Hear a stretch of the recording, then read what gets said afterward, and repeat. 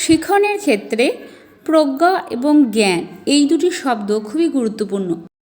এই জ্ঞান ও প্রজ্ঞা এই দুটি শব্দের অর্থ কী? জ্ঞান ও প্রজ্ঞা এই দুটি শব্দের অর্থ কি একই?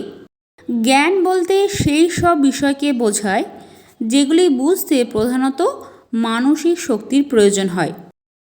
যেমন বলতে পারি, বিজ্ঞানের কোনো বিষয়কে বুঝতে হলে, কোনো গল্প পড়ে তাকে হৃদয়ঙ্গম করতে হলে বা কোনো সূত্রকে কাজে লাগিয়ে অঙ্ক করতে গেলে যে মানসিক শক্তির প্রয়োজন হয় তাকে বলা হচ্ছে জ্ঞান। এই জ্ঞান কেন্দ্রীয় মস্তিষ্কের সহায়তার ওপর নির্ভর করে, তাই এদেরকে কেন্দ্রীয় আচরণও বলা যেতে পারে। এই জ্ঞানমূলক শিখনের জন্য প্রয়োজন হয় অন্তর্দৃষ্টির। অপরদিকে প্রজ্ঞা হলো সেই জ্ঞান যা আমাদেরকে বিষয়টি সম্বন্ধে সুসংবদ্ধ ও সুসংগঠিত পূর্ণাঙ্গ ধারণার জন্ম দেয়।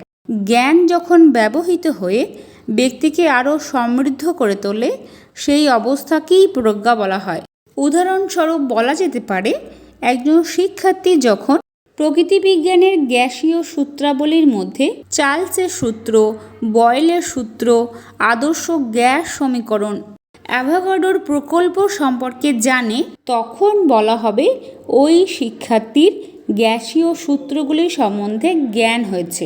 আর যখন সেই শিক্ষার্থী ওই জ্ঞানগুলিকে যথাযথ প্রয়োগ করতে পারে, ওই সংক্রান্ত বিভিন্ন সমস্যার সমাধান করতে পারে, আর ওই সূত্রকে অন্য ধরনের সমস্যা সমাধানের ক্ষেত্রেও প্রয়োগ করতে পারে, তখন বলা হবে শিক্ষার্থীর ওই বিষয়ে জ্ঞান থেকে প্রজ্ঞার জন্ম হয়েছে।